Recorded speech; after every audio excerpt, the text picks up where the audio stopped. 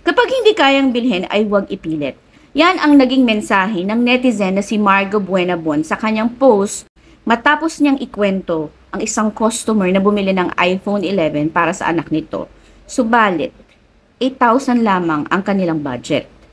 Nagkaroon ako kliyente na nagtanong sa akin kahapon kung mayroon daw kami available na iPhone 11.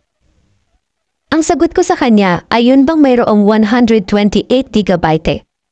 Mukha kasi walang alam si ate sa mga phones. So sinabi ko sa kanya na meron kami available at naka-promo nga ito na 27,990 pesos na lang kapag cash payment.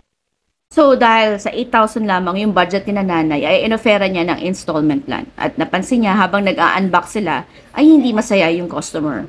Nagulat siya sa sagot ng kasama nitong si nanay nung tanongin niya kung bakit. Yung anak niyan kasi kaka-18 lang at magga-graduate. Gusto ng iPhone 11 128GB pa hindi naman nila kaya. Ang ginawa nitong bata ay hindi umuwi ng 1 linggo sa kanila tapos hindi sila kinakausap. This is really heartbreaking and I will start by saying this. Huwag kang mag-wish or manghingi ng isang bagay na gusto mo, bagkus make it happen. Kumilos ka at gawin mo yung tama para makuha mo ito. Okay, sa mga kabataan dyan na ganito ang mindset na puro luho ang inuuna at nakikipagsabayan sa inyong mga kaibigan, kabarkada at kaklase. Hanggang maaga, baguhin nyo yung mga sarili nyo kasi hindi porket naka-iPhone sila ay dapat ganun ka rin. iPhones are just smartphones at pwede ka naman mamili ng mas affordable na hindi magiging mahirap para sa bulsa ng iyong pamilya. Aba, maawa naman kayo sa mga magulang nyo. Dapat nga, magpasalamat pa kayo at makakapagtapos kayo ng pag-aaral.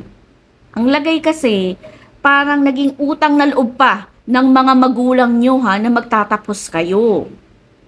Doon lang sa part na yun, dapat grateful na kayo na pinag-aral kayo. Hindi madali ang buhay lalo na't sa panahon ngayon.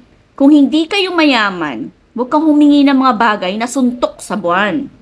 Dahil baka sa pang-araw-araw nyo pa lang ay nahihirapan na sila kung saan nila kukuhanin. Alalahanin nyo na hindi sila namumulot or namimitas ng pera.